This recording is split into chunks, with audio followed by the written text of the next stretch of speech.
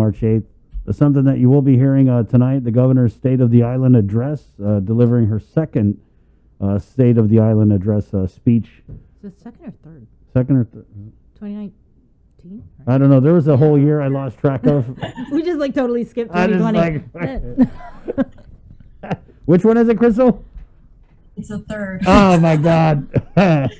You canceled 2020, right? I just it's done. I'm done with it. Okay, so her third State of the Island address. Crystal Paco San Augustine, of course, the communications director for the office of the governor. All right, Crystal. What can we expect tonight? So tonight, Governor Lilian Guerrero will be delivering her third State of the Island address at the Guam Congress Building. That will start at 6:30 p.m.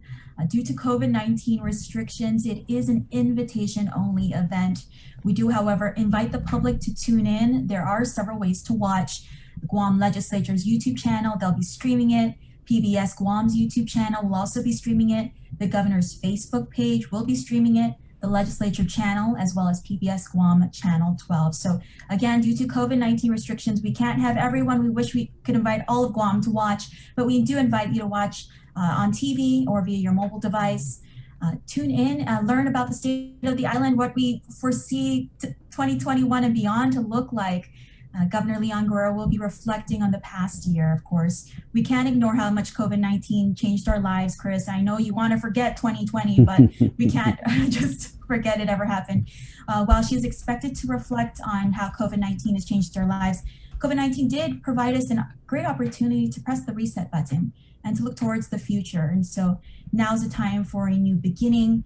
We obviously cannot go back to normal. We have to embrace this new normal that we've been talking about so much since the pandemic.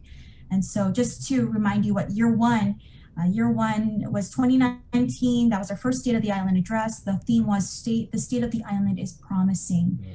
Year two, which Chris forgot about, is the State of the Island is stronger. Right. And year three, which would be tonight, which she would be her State of the Island delivering tonight, is rebuilding anew. Again, COVID-19 providing us this great opportunity to press reset. What it really means now as we look towards the future.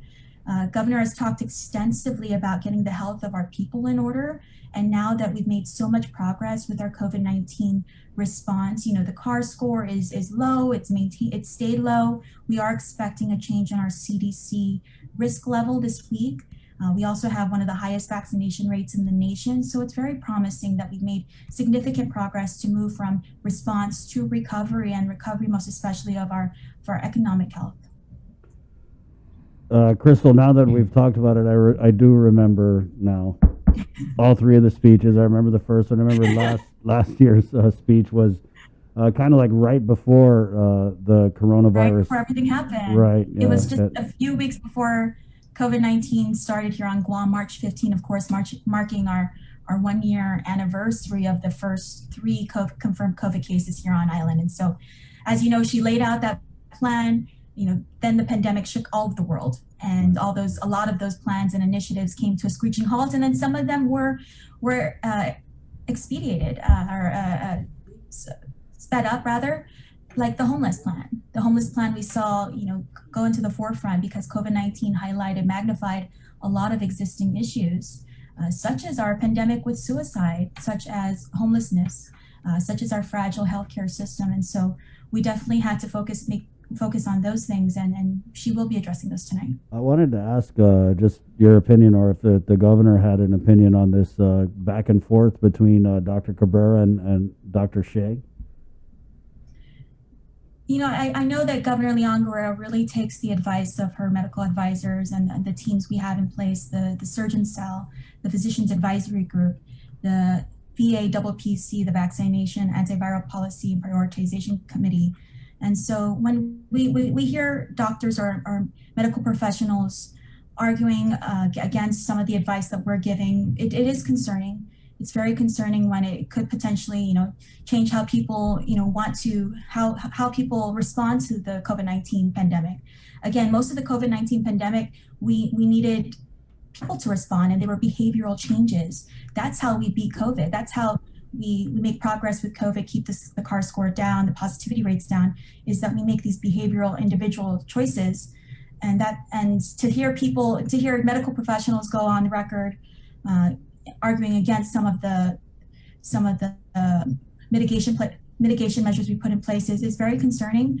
But again, I'll leave the doctors to. I don't have an MD at the end of my name, so maybe a PhD one day, but not an MD, and so I can't join this argument. But again, very concerning.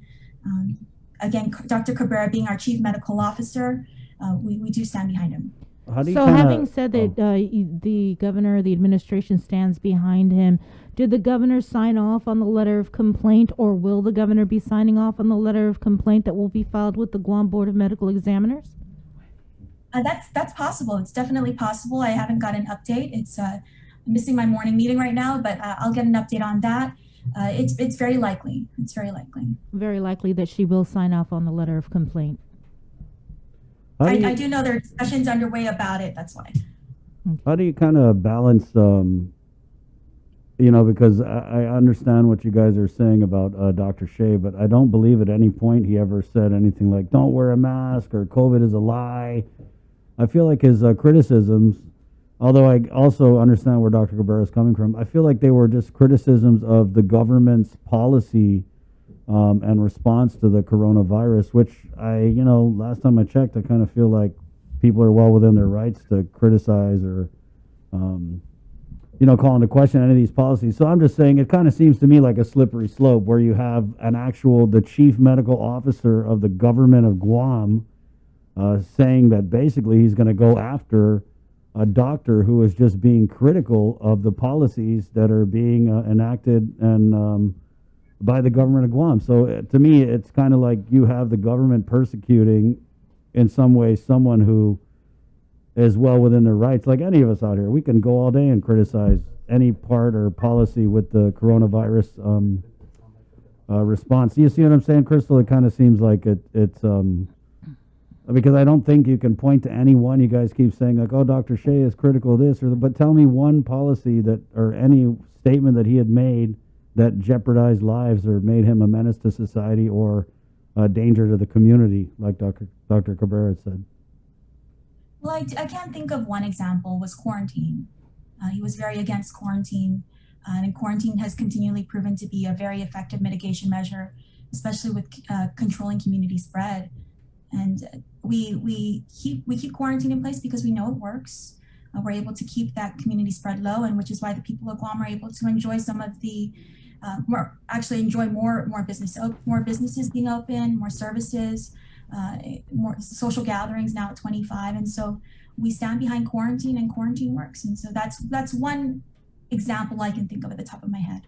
So because he didn't agree with the quarantine policy, you guys think that he jeopardized lives? I can't speak further on it.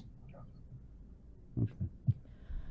So let's get back to the state of the island, rebuilding anew, right? That's the theme for tonight. Will we be hearing anything from the governor in terms of how what's anticipated, the $661 million? Will we be hearing how she plans to utilize and prioritize that funding? Yes, that is definitely in tonight's speech. As we know, $661 million, that's a lot of money to inject into our economy to help us in our recovery efforts and moving forward as we embrace this new normal. That definitely will be included in tonight's speech. Okay. Will we be hearing anything about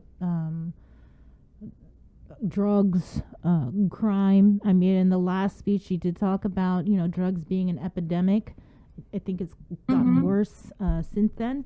So what will we be hearing tonight? You can expect the top three to be covered, of course: healthcare, public safety, and education, and that would include drugs as well.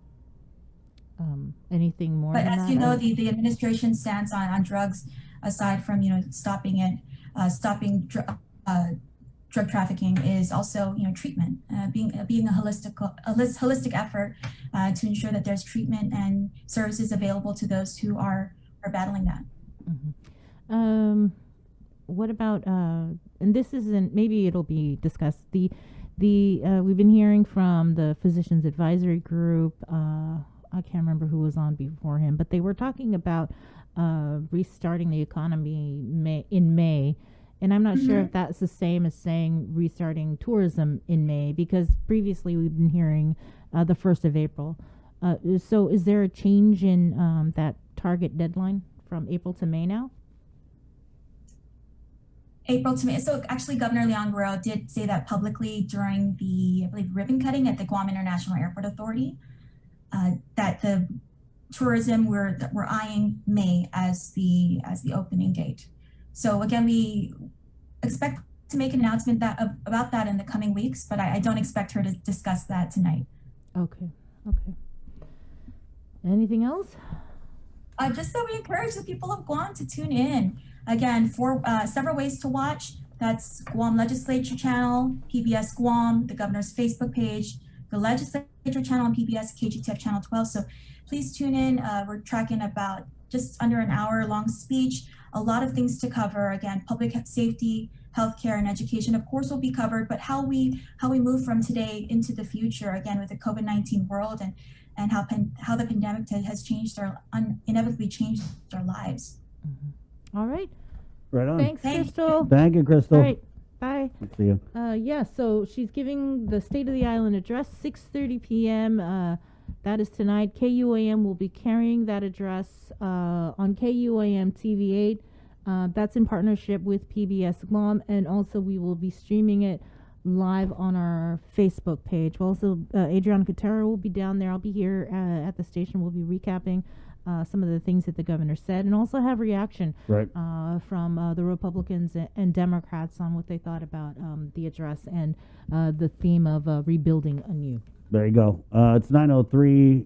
We're going to play the back and forth with Dr. Shea and Dr. Cabrera, but I wanted to kind of go into some of the comments here as Rosemary. I just remember, you're right. That was interesting when we asked her about whether or not the governor will be signing off on